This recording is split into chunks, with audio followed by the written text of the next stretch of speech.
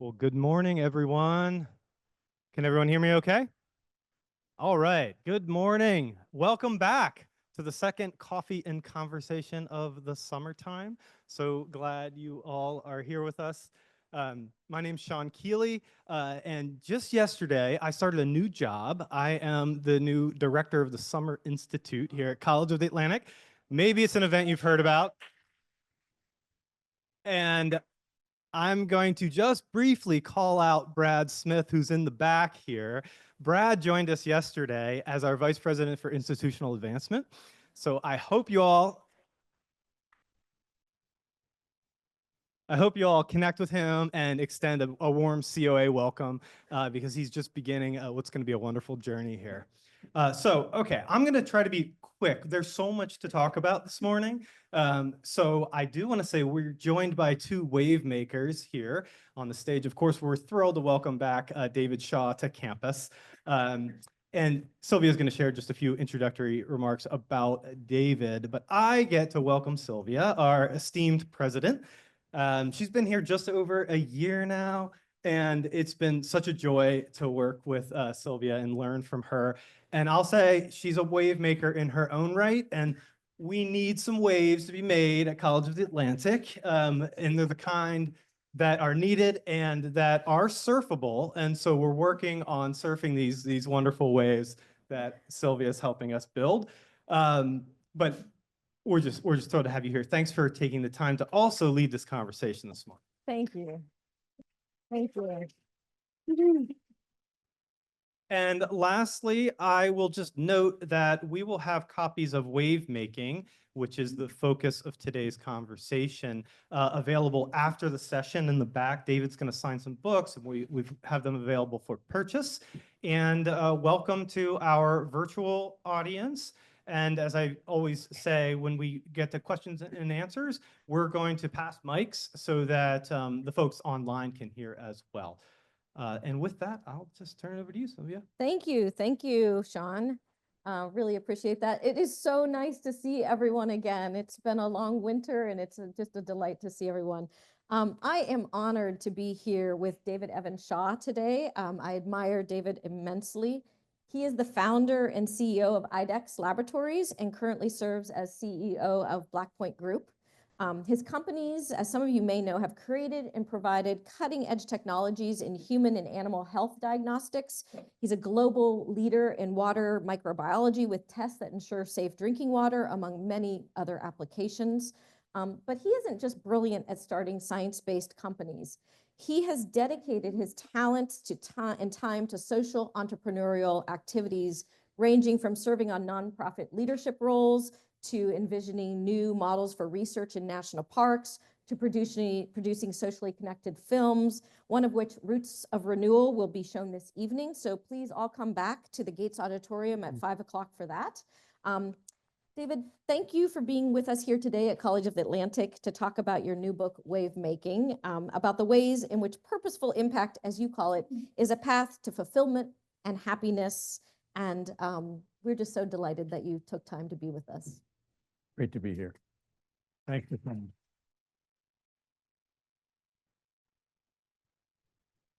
I think we want to show a clip of film to begin with, and then move to questions. Yes, in case people haven't yet read the book, I thought as context for our conversation, we'd show a short film that addresses a few of the issues in the book. And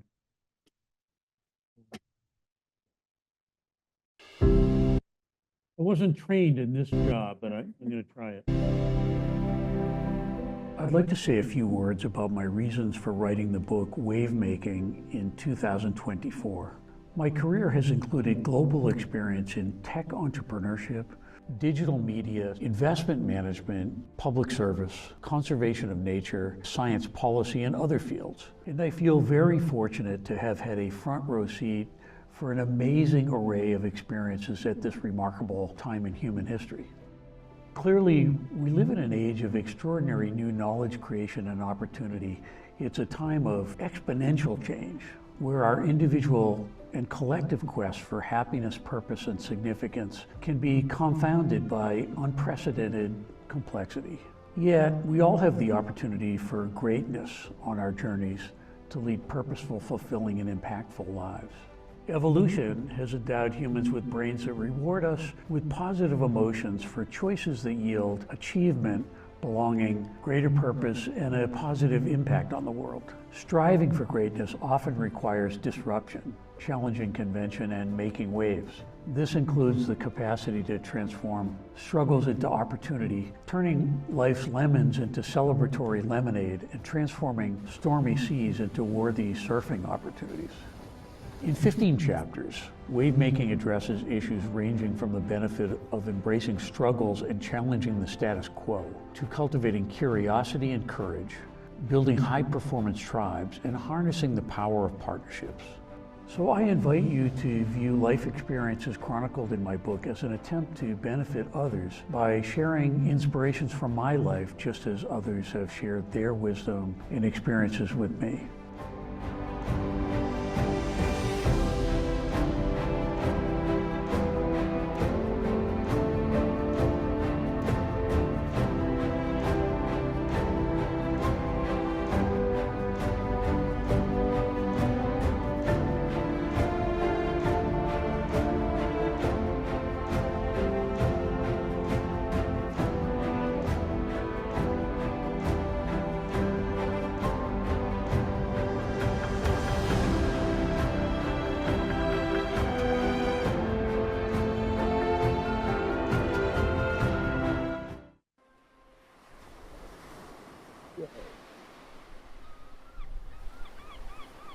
Just over 50 years ago, I was entering college when an astonishing event provided a game-changing perspective on life for me and my contemporaries. 3, 2, 1, all engine running. Liftoff. We have The photos that Apollo 11 astronauts Neil Armstrong and Buzz Aldrin captured during their historic moon landing in July 1969 showed us for the first time images of Earth from space. A blue planet full of life, the only known habitable planet in a universe with billions of galaxies.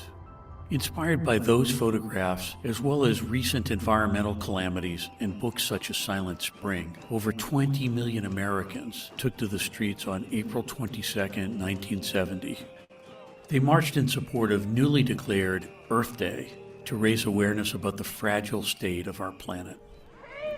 Today, Earth Day is one of the world's largest secular holidays, mobilizing over 1 billion people per year, and it's a shared celebration with my birthday. For me, those images and events 50 years ago have been enduring sources of inspiration for stewardship of planet Earth. The power and majesty of our natural world seems vast and even infinite, but it is in fact finite and fragile. The interface between nature and human society is full of formidable challenges and escalating conflicts, with potentially devastating and unanticipated consequences on an exponential scale. Scientific studies compellingly show that action is urgently needed to address daunting challenges to the future habitability of our planet.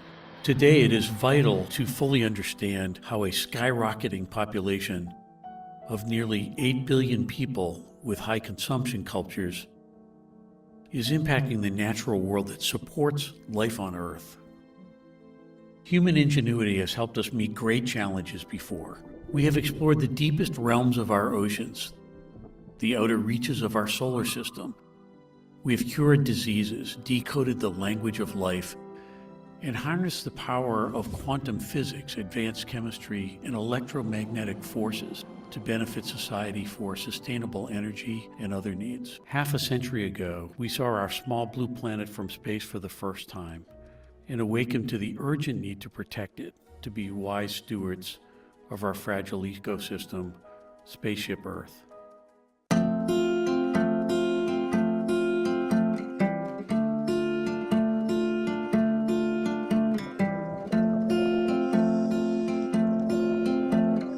It was an honor to participate in the 2022 United Nations Ocean Conference in Lisbon, Portugal.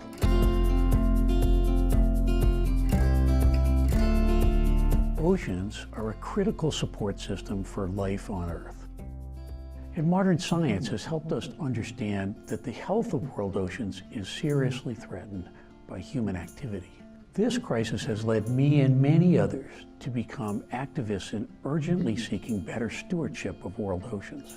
In this context, it was inspiring to see more than 6,000 participants, including 24 heads of state, convene in Lisbon to make more than 700 commitments to address issues ranging from rising sea levels, habitat loss and pollution, to oceans acidification, deoxygenation, biodiversity threats, and over-extraction of marine wildlife. Via unanimous adoption of the Lisbon Declaration, participants also agreed to promote large-scale and innovative financing solutions to achieve sustainable ocean-based economies. The global ocean economy is estimated by the United Nations to exceed $3 trillion annually. Government subsidies to the global fishing industry are estimated to exceed $30 billion annually. These subsidies contribute to the depletion of world fish stocks, including fishing that is illegal, unreported, and unregulated. At its meeting in June 2022, the World Trade Organization agreed to curb subsidies in support of the health of world oceans. An urgent challenge for us today is to move from ocean economies based on exploitation of marine resources to a model that emphasizes sustainability and wise stewardship.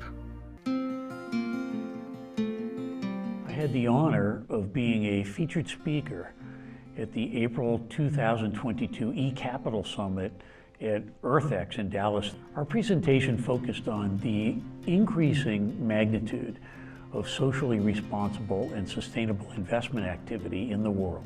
The boom in responsible investing is now believed to impact roughly 1/3 of all professionally managed assets in the United States. To put the magnitude of this trend in perspective and the important role that the private sector must play in sustainability, U.S. capital markets encompass $65 trillion versus U.S. government spending and philanthropy combined of less than $5 trillion. Global capital markets are estimated at $300 trillion, and a recent report by Rockefeller Philanthropy Advisors noted that just a 1% shift in global capital markets towards impact might cover the estimated $2.5 trillion funding gaps to achieve the United Nations Sustainable Development Goals. I'm a very fortunate survivor of a serious brain injury.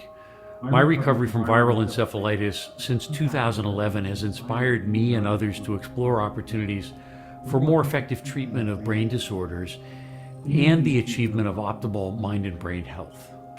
In that context, I was eager to participate in the 2016 Sages and Scientists Symposium. This provided an opportunity for me to tell my story in a way that might benefit others. 5 years ago, in July of 2011, in the middle of the night, I suffered a sudden onslaught of really horrific pain in my head, a terrible headache, numbness of my hands. It was almost unmanageable pain. I was hospitalized and diagnosed with a rare and often lethal viral infection in my brain. It's known as viral encephalitis.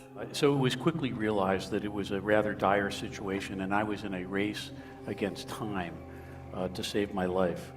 So I was transferred to Massachusetts General Hospital, came under the care of Dr. Rosand and his colleagues, and my brain was becoming increasingly incapacitated as the days went on, with horrific pain. And so when our team met David for the first time and we saw his MRI and we evaluated him, we were very concerned that he wouldn't make it.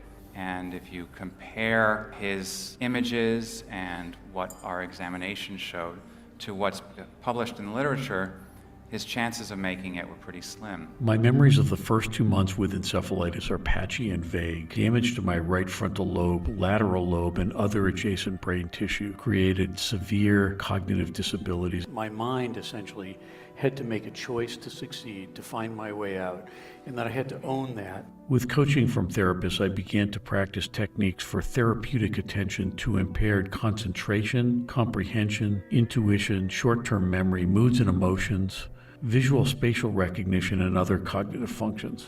Cognitive therapy helped me develop a system of using my brain more purposefully and more positively, knowing that the brain is capable of remodeling itself in response to mindful intentions. I'm now much more aware of the impact of purposefulness and intent on shaping overall consciousness, specific thought processes, and neural networks that influence these.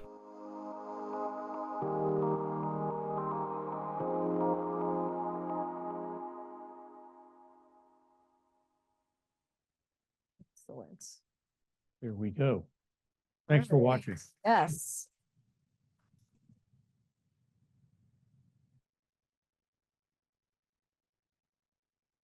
You know, some of us use Am I still in IE. charge of anything? I'm off duty now. You're off duty. No, you're still on.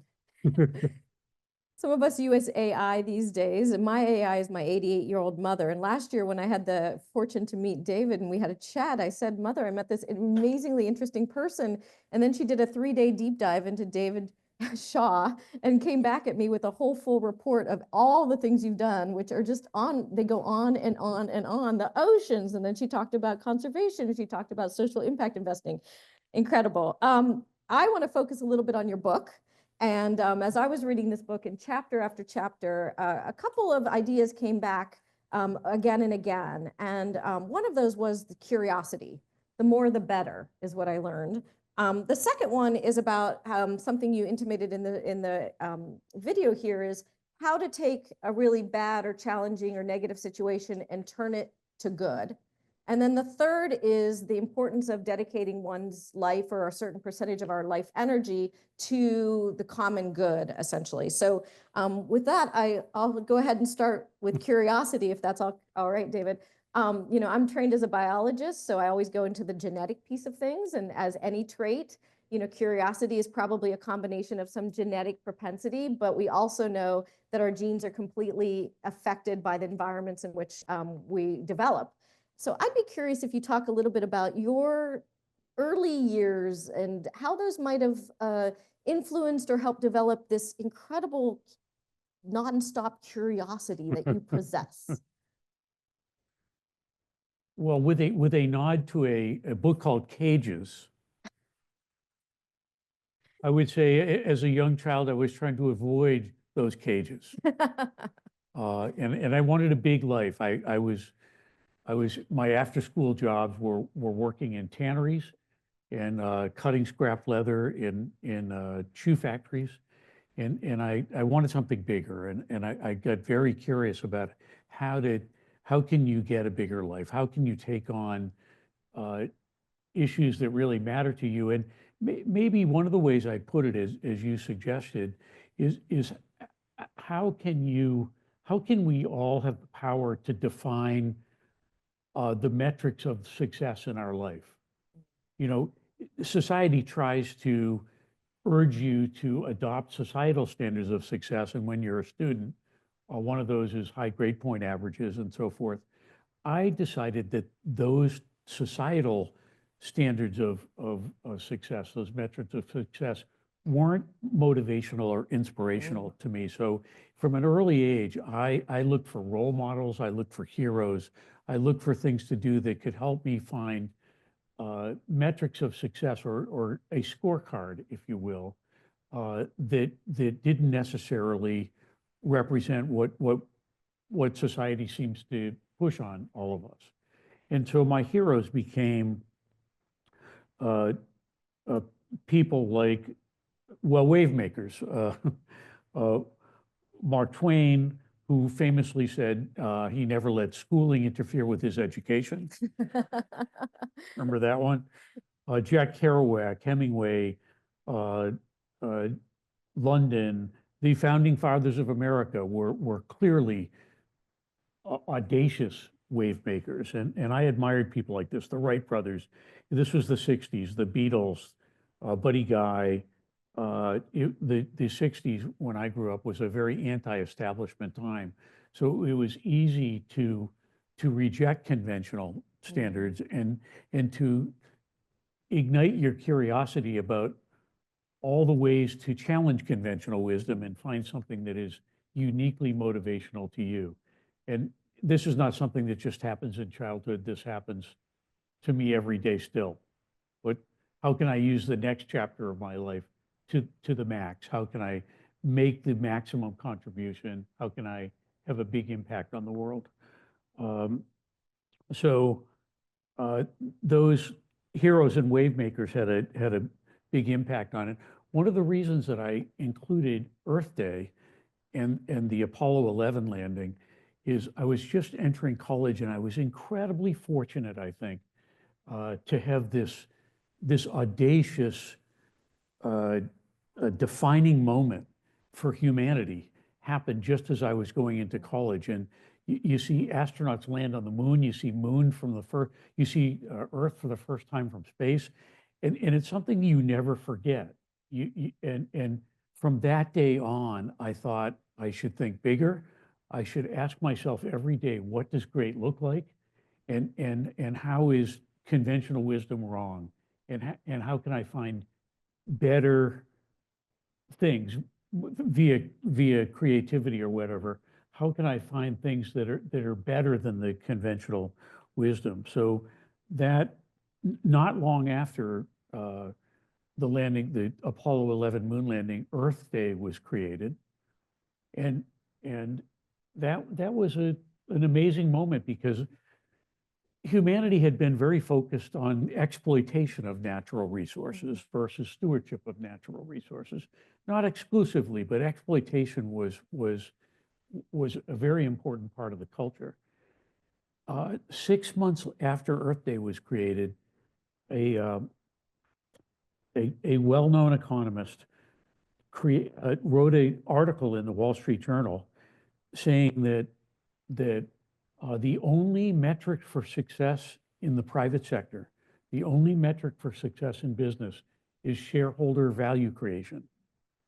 And as a kid, and especially in the 60s, we were all suspicious of business. You know, it was working for the man. It was some of this exploitation I'm talking about. And my opinion of business was not good. And that moment where we sharpened our pencils and said that only value creation for shareholders was the success metric for business, made me want to be in business and prove that that's wrong. And I've been doing that ever since. For 50 years, America and capitalism have been aimed at the wrong goal, the wrong metric. And just to put the magnitude of that mistake in context, the private sector in the United States is $22 trillion annually of economic activity. Government and nonprofit are $5 trillion a year. If the private sector, capitalism is one of the greatest things that's ever happened to humanity. It's pulled many, many people out of poverty and given them better lifestyles and so forth.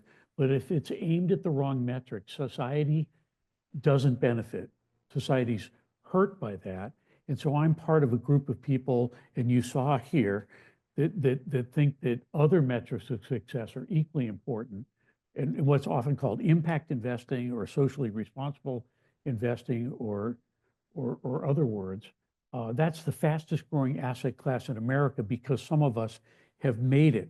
And it's shown that people like Jack Welch, who was the hero of shareholder primacy, were and never should have been heroes in the first place. So there's a long answer to your question, but we can talk more about some of these other things like ocean and stewardship versus exploitation. But it's facing up to these wrong-minded things and spending thoughtful time rejecting convention and using curiosity to find better solutions, that's been a lifelong practice for me. Thank you. So building off that a little bit, I read somewhere that you once described being driven, and you've kind of just expressed this, by a restless dissatisfaction with the status quo. And it made me think about this last year, my first as president. I met a lot of students at College of the Atlantic who, in their own words, expressed very much the same sentiment, that they came to this college because they weren't satisfied with a status quo education. At the same time, you know, doing new things without a script is hard. We're racked with insecurity, with fear, where hearts get broken, with times we fall apart. And in your book, you quoted NVIDIA founder Jensen Huang telling Stanford students, and he said, "Greatness comes from character, and character isn't formed out of smart people. It's formed out of people who suffered. I wish upon you ample doses of pain and suffering." And then I found this other quote, and it says, your friend, Columbia Spirituality Institute founder and author of Awakened Brain, Lisa Miller, who said, "We are hardwired so that our suffering brings us deeper to discover larger meaning and purpose. While we are not always able to control circumstances, we have the ability to manage our reactions to them." So I was wondering if you would riff a little bit on that, where suffering in your own life helped you transform a challenge into a beneficial opportunity. How was your character, David, built? Simple question. Maybe writing the book was an example of that. It was a struggle. All of the important things that I've done in my life have been the result of these struggles. And I think Lisa Miller says it very well, is the human brain is amazingly well equipped to benefit from a struggle. So that, and I'm sure a lot of you have these experiences in your own life where if you're a student and you're studying for an exam and it's torturous, or you're trying to write something, or you're trying to do something in school, usually when you get to the other side of that, you're much better off. You've learned something. And so the benefits of struggle are very well known. I'll give an example of Jackson Laboratory. When I became chairman almost 40 years ago now, 35 years ago, we had just hired a new director, but the lab was started in 1929, and it really hadn't grown much. It had grown since 1929 until the 1990. It had grown to a little over 100 people, 120 people. And I thought we needed a new director. So I led the recruiting process, and I found a guy named Ken Pagan, who some of you might have met here. I recruited Ken Pagan. He was pretty sure he wanted to take the job, but he wasn't positive, and he was headed back to Berkeley, California. When he got to Bangor Airport, a welder had accidentally set the lab on fire. And so there was a fire raging at the laboratory, and we paged Ken at the airport saying, "Don't get on the plane, come back here." That crisis, that struggle that we went through, changed the laboratory forever. Ken stayed here with whatever he had in his suitcase. He stayed for a month or so. I stayed here. We raised $70 million. I think we had only ever raised a couple $1 million. We changed the board. We added scientists. We expanded operations across the country and internationally, and it led we went from 120 or 150 people to, I think, almost 3,000 people now. So in my entrepreneurial success, my first company was called IDEX Laboratories. It's based in outside of Portland. And our first product failed. And that can be the end of a company. And you may know this, but most entrepreneurial companies fail. The success rate is tiny. The failure of our first product caused all of us to gather and say, how could this have happened? What could we have done to prevent it? We found things that we could do to prevent it. The culture of the IDEX changed forever, and now it's a $50 billion market cap company with 12,000 people around the world. And those struggles were what made us great. So there's a couple of examples. Yes, thank you. Thank you for that. I could ask so many things. I'm just really curious about the national parks and second stewardship. I'll give you a couple ideas here. You can decide. So you kind of transformed how we think about research in national parks, which I think is a very interesting story and one I don't know much about. But beyond that, the book really talks about your commitment to public service in Maine and how that started very early on, as well as to your growing commitment to worldwide conservation. And I would also like to think about the importance of, how you think about public service for Americans in today, in the world that we're living in right now, and how do we better instill this ethos in not just younger people, but all of us, really? All of us. I think all Americans should feel an obligation for public service. And that can happen in many ways. I helped organize something called the Service Nation Summit, which included everything from the YMCA to the Conservation Corps to the Peace Corps to the military and any Teach for America, many other organizations where people feel that they owe society some time in public service, because democracy in our society is not a spectator sport. It can't possibly work if it's just professionals running it. The other thing that I think is people simply don't understand government and often don't understand the role of government. You can often be you can often be charmed by promises that are made in campaigns which don't really mean anything. What means something is what people do when they're actually in office. And government isn't good at too many things. It's good at a few things. But there are many things government isn't good at and shouldn't be involved in. Look at what happened maybe some of you know that the human genome sequencing in the year 2000 was primarily driven by the private sector ultimately. Mm-hmm. There was a government effort, but the private sector did a better job. Look at and Jackson Labs was involved in that, by the way. Look at space exploration now. There's a lot of private sector involvement in space because government isn't well constituted for operating results. It's good at policy.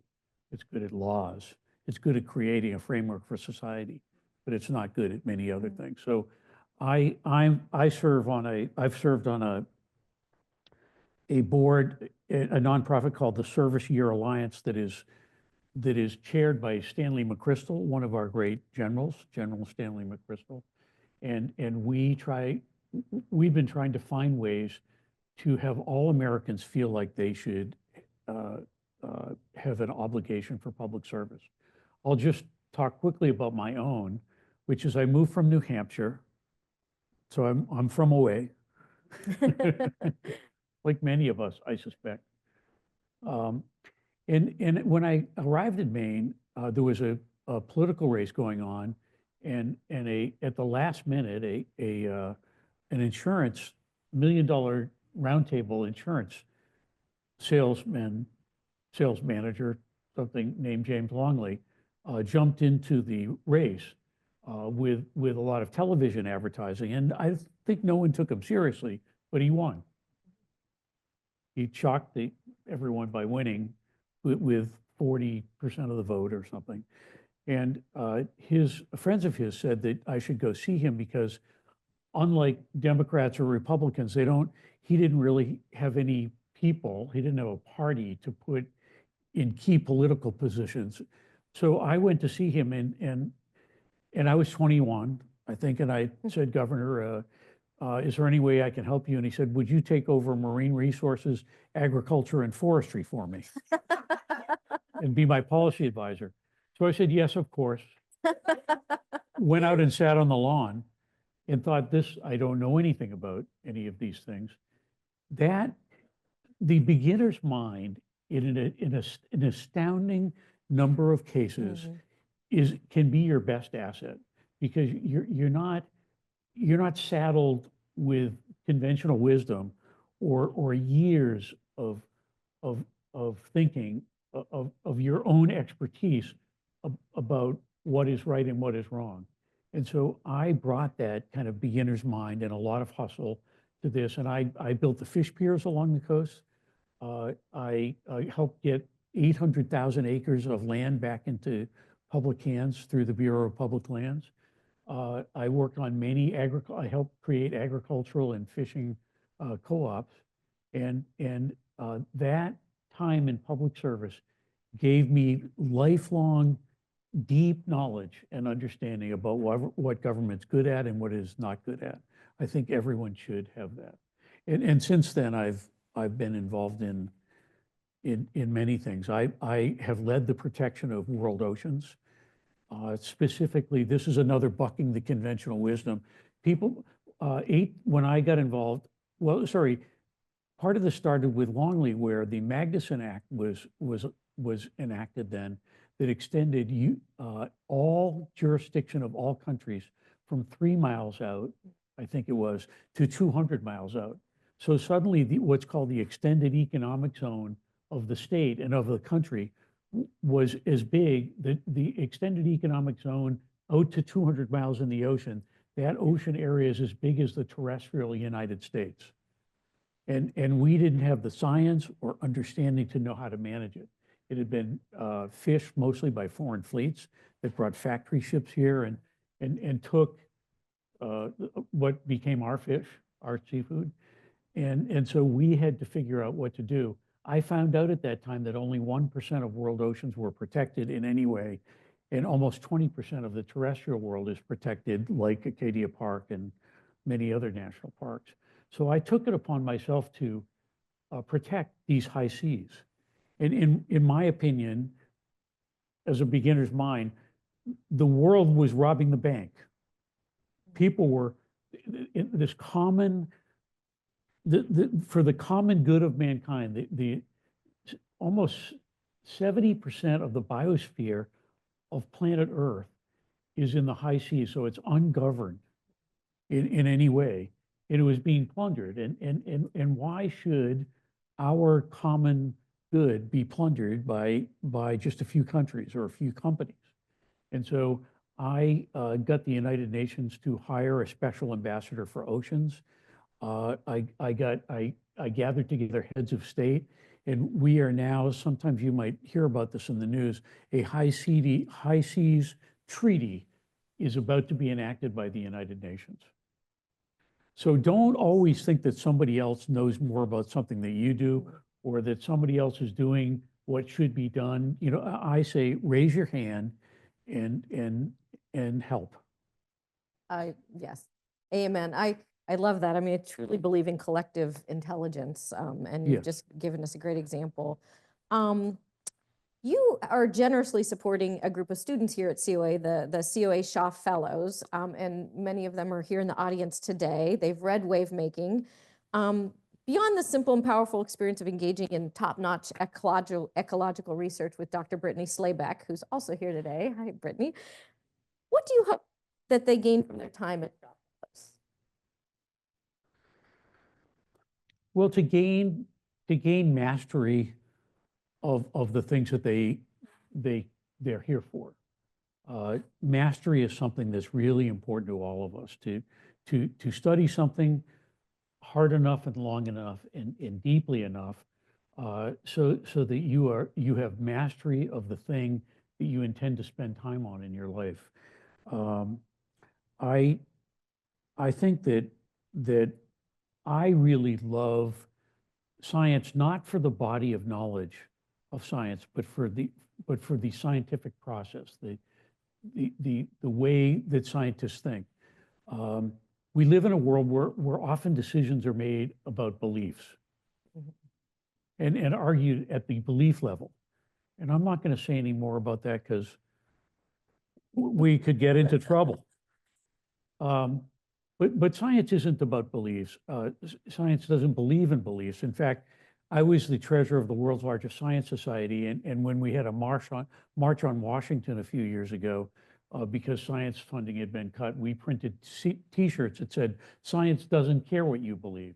What science cares about is evidence.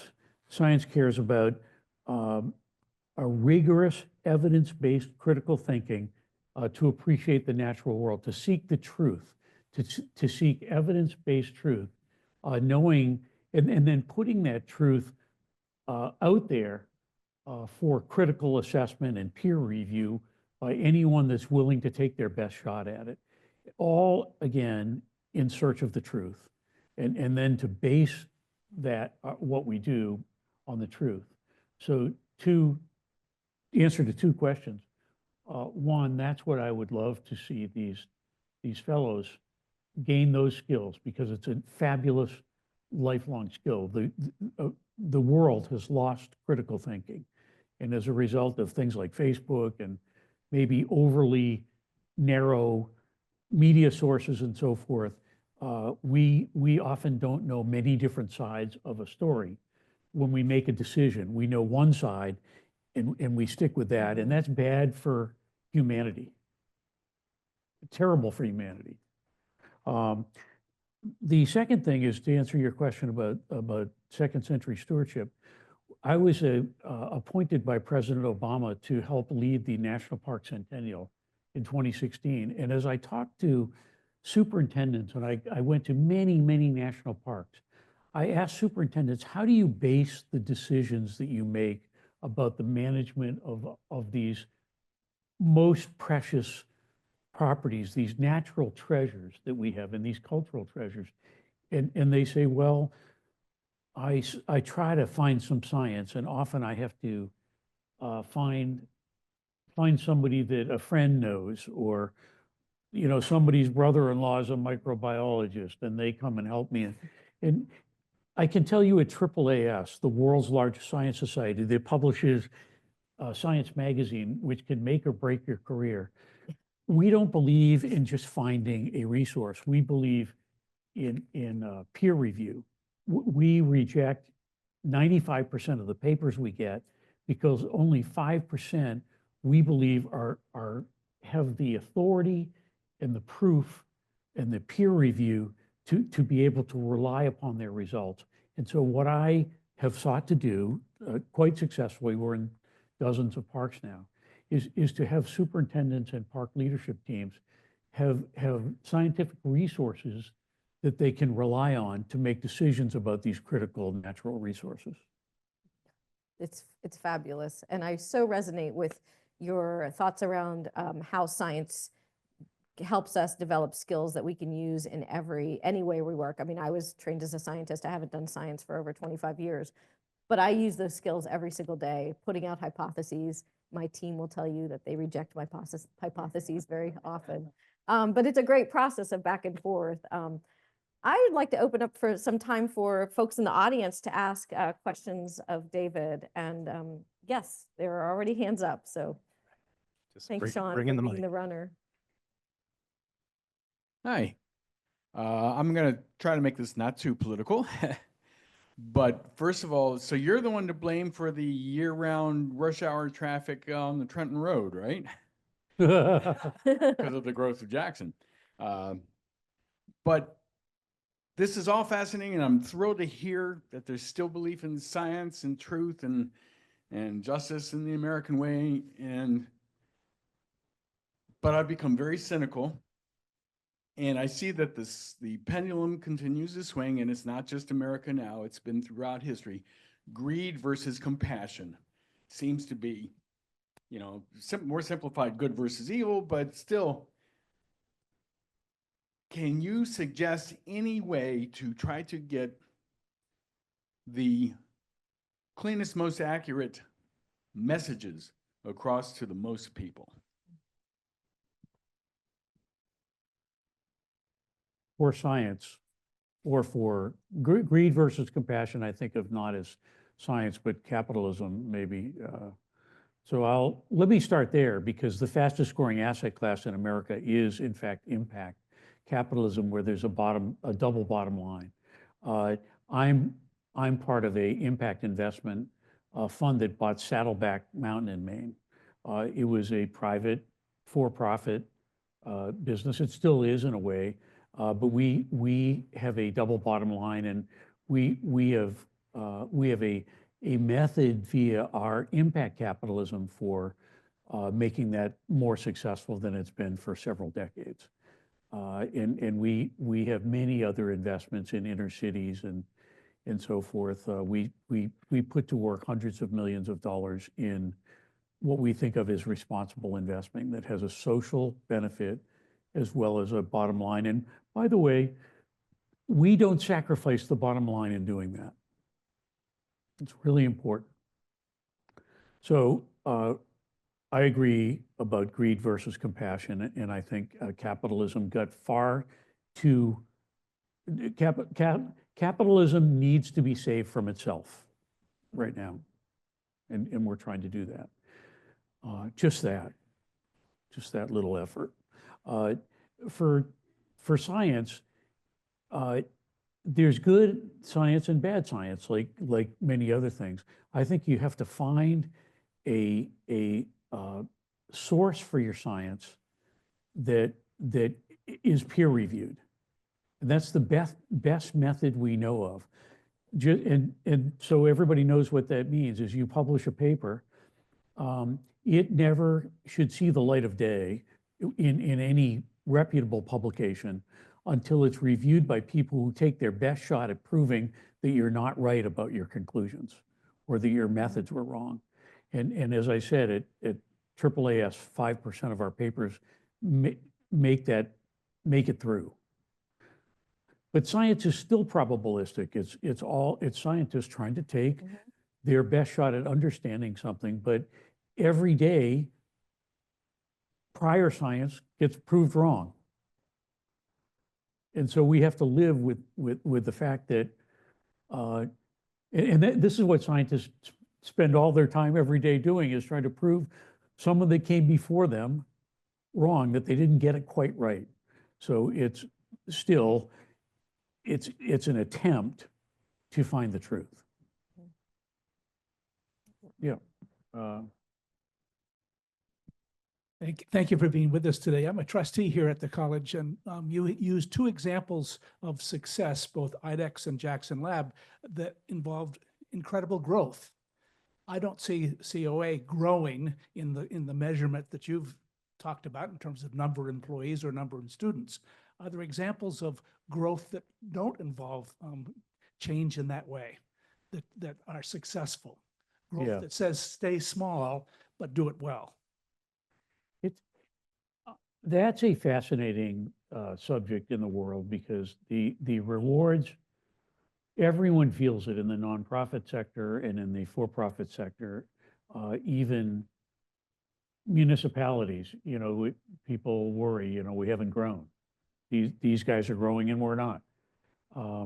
But the cumulative impact of that growth is one of the most dangerous things on the planet. It's what growth of populations, growth of standards of living, growth of need for mining materials and timber and everything else.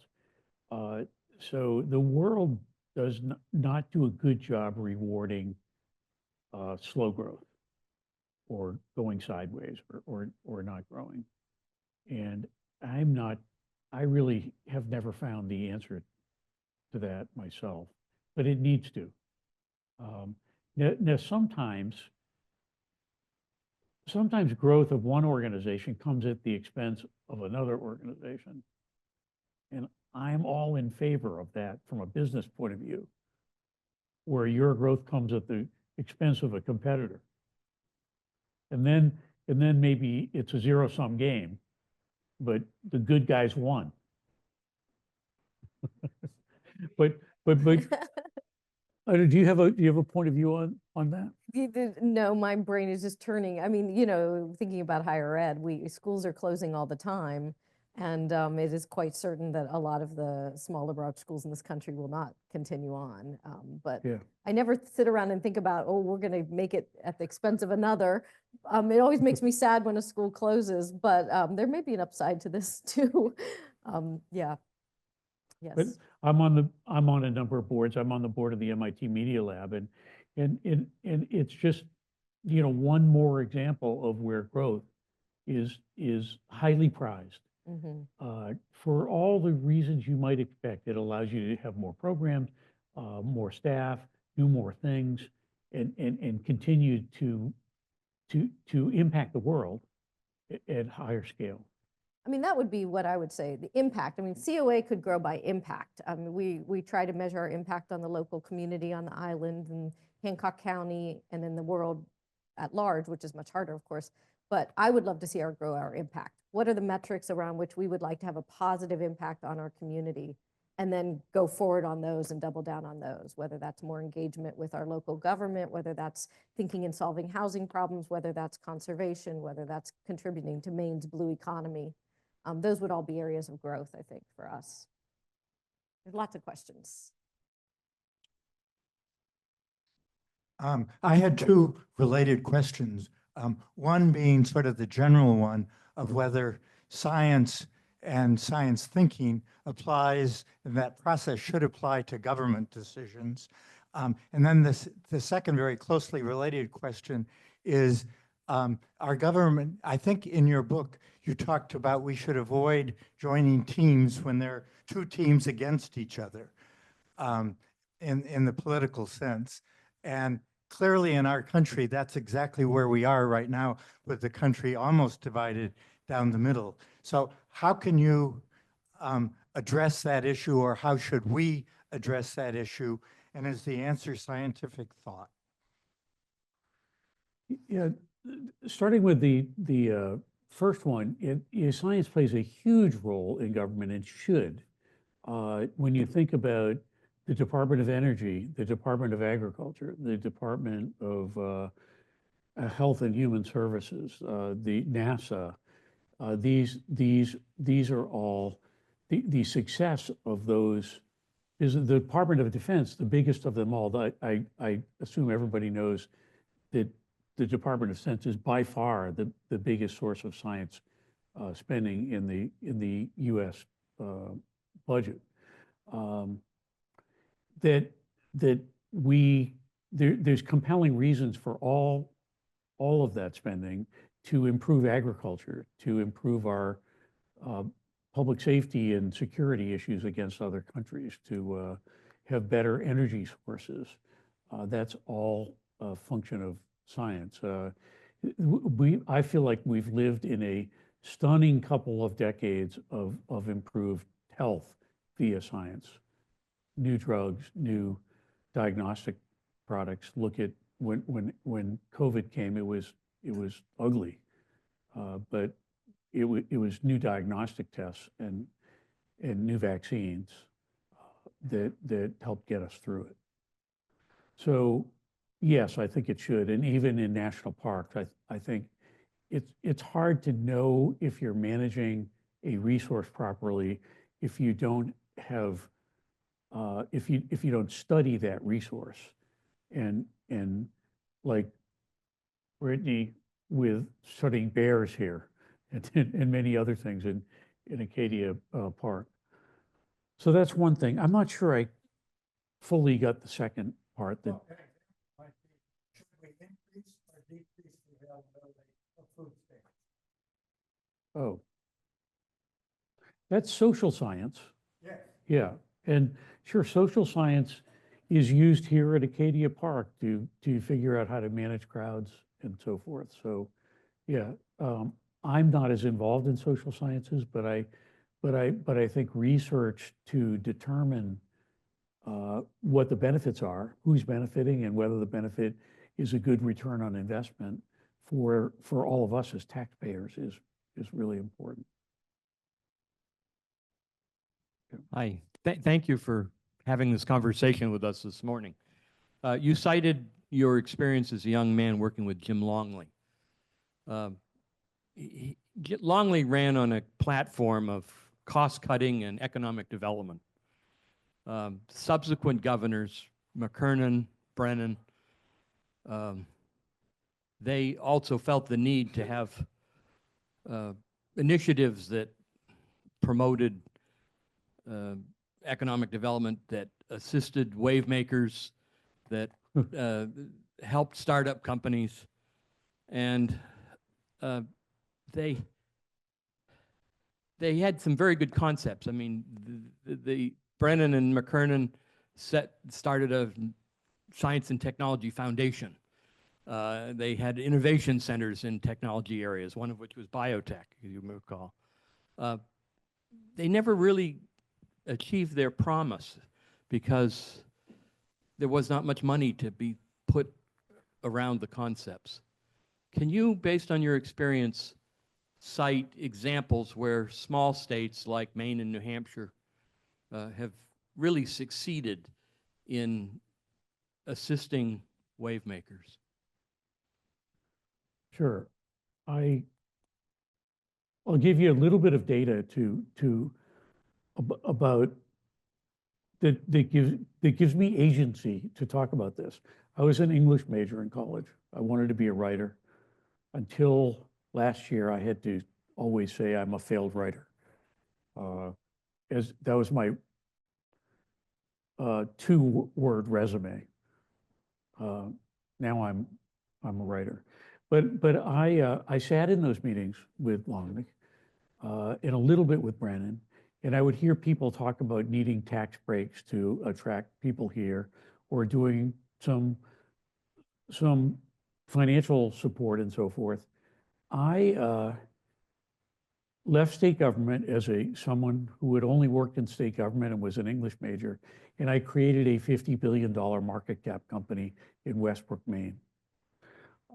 That company employs 12,000 people. I created another company that employs about 10,000 people in Portland. I was at a meeting in Portland where a very common subject was getting talked about, where will we ever be able to attract or develop a tech economy in the state of Maine? And this was 2 years ago. I was standing in the back of the room, and there were a congressional delegation on stage, and people were saying, maybe we can spend a little bit more on it. And I looked around me, and the state economist and other people were standing there, and I said, Amanda Rector is her name. I said, Amanda, on the back of the envelope, I think it's more than 15% of the state economy right now, and people are saying we still need to bring it here. So I don't quite understand. So we did a study in the next couple of days that showed that it's 18% of the state economy.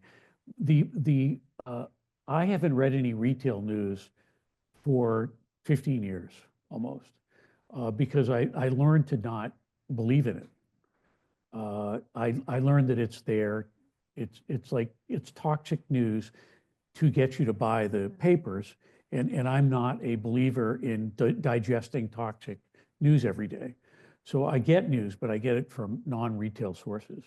The retail news loves to pick up these subjects that says, we have no tech economy here. My companies are 10% of the Maine economy. These others make up about 18%, a total of 18%. We have a tech economy here. I didn't take a cent from the state, from any state agencies or local investors. Sometimes that's not good, because those, often you want the funds that you bring in to be smart funds that know what great looks like in the world, because it's a global economy. And being the best, I didn't have the ambition to be the best something in Cumberland County. I had the ambition to be the very best at what we did on planet Earth, in every country, and no one anywhere better. And so before they had this stories in the book, before there was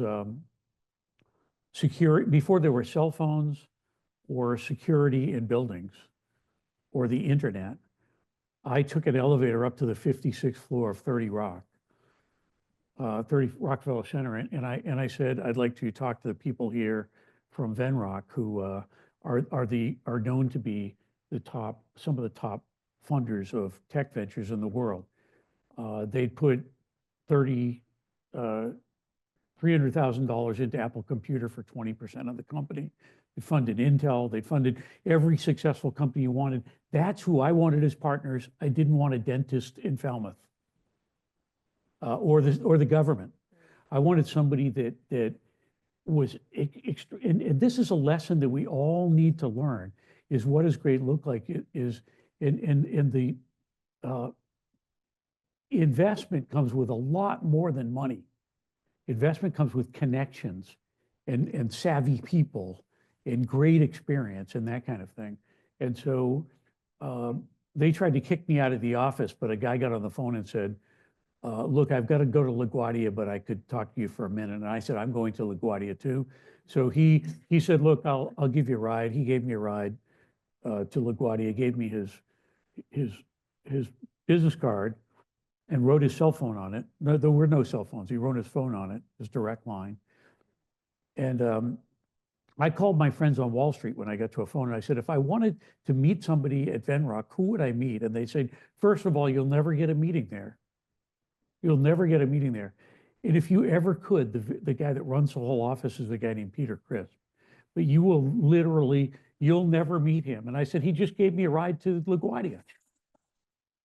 Peter and I are still very close friends, and I became a partner in that firm. I think it's an early lesson in surrounding yourself with great people, not just employees, not just great customers, not just great advisors, but it has to all be internally consistent. If you want to do great things in life, you need to have a full-on system, a systematic approach to having everything that you do be great. And that was an example. Can the state help? I've seen the state help in quite a few cases. When the state is investing, quote, venture capital, the very best venture capitalists in the world have horrible failure rates, and occasionally one big success or a few big successes. For the state to think that they can replicate what the world's smartest venture capitalists do is daunting. But everyone tries to do it. Sorry, I'm going to say one more thing. The biggest hurdle I had in creating what became the tech industry in Maine was space. Portland doesn't have the kind of industrial park that Silicon Valley has, that Cambridge, Mass has, that Austin, Texas has, that every other city has. They simply don't, we don't seem to understand that that's a great job for real estate. Just like I built the fish pier, the working waterfront in the state of Maine would be gone if we hadn't built those fish piers. They'd all be condos and restaurants. The second thing is density. When you try to recruit people here, people don't keep jobs for their whole lives anymore, and they often have two working members of the two workers in the family. If they live in Boston, they can change jobs and just commute in a different direction. The kids stay in school. You take another job, you take another job. When you came here to IDEX, really the first tech firm here, you couldn't change jobs and find something else to do. Now you can. And so that's density. And density is the reason that Nashville is a great music center, that Miami is a big art center, that Silicon Valley is a big tech center. Density is your friend whenever you're trying to do something great. I think we should wrap. Yeah. Thank you, David, so much. I've enjoyed this conversation immensely. Let's all thank David. Thank you both. Thank you.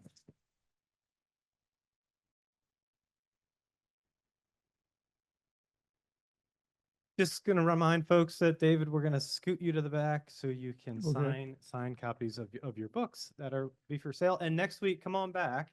We have Steve Callahan, who's best known for writing Adrift way back in the 80s, in conversation with our boat captain, Toby Stevenson, next Tuesday. So please come back, and thank you, Sylvia. Thank you, David. How Thank you, inspiring. Toby. Thanks, everyone, for coming.